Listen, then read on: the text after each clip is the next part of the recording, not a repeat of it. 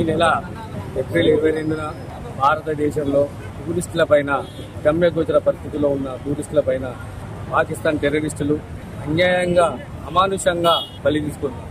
దీనికి మన భారత ప్రధానమంత్రి వెంటనే చర్యలు చేపట్టి ఈరోజు పాకిస్తాన్ పైన యుద్ధం ప్రకటన చేసి టెర్రరిస్టులను నామరూపాలు లేకుండా చేస్తానని కంకణం కట్టుకుని 2 రోజుల క్రితమే టెర్రరిస్టుల స్థావరాల పైన మన భారత సైన్యం ఏకదాటిగా దాడులు చేసి టెర్రరిస్టుల పైన మొత్తం పూర్తిగా లేకుండా చేయడానికి కంకణం కట్టుకున్నందుకు వారికి సైన్యానికి ఒక సైనికుడిలాగా పూర్తి మద్దతు తెలుపుతున్న మన భారత ప్రధానమంత్రి గారికి మన మందమారి పట్టణం తరఫున పాలాభిషేకం జరిగింది.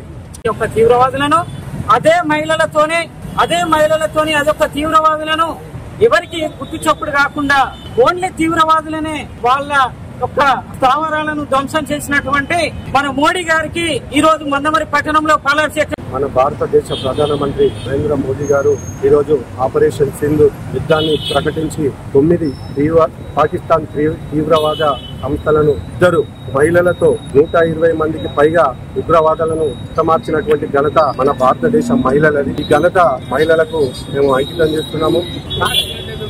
ప్రాంతంలో పాకిస్తాన్ ప్రేరేపిత ఉగ్రవాదులు ఎవరైతే ఉన్నారో ఆ ఉగ్రవాదులు చాలా అమానుషంగా ప్రవర్తించడం జరిగింది.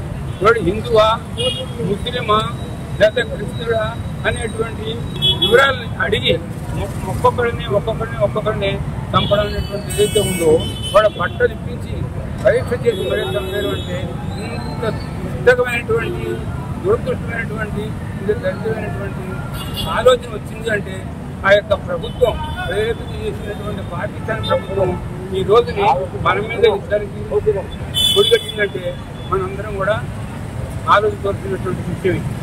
పాకిస్తాన్ మూకం తరిమి కొట్టి ఆపరేషన్ సింధును స్టార్ట్ చేసిన నరేంద్ర మోడీ గారికి మా తరఫున, మా మహిళల తరఫున, మా దేశం తరఫున శుభాకాంక్షలు, ధన్యవాదాలు తెలుపుకుంటున్నాం.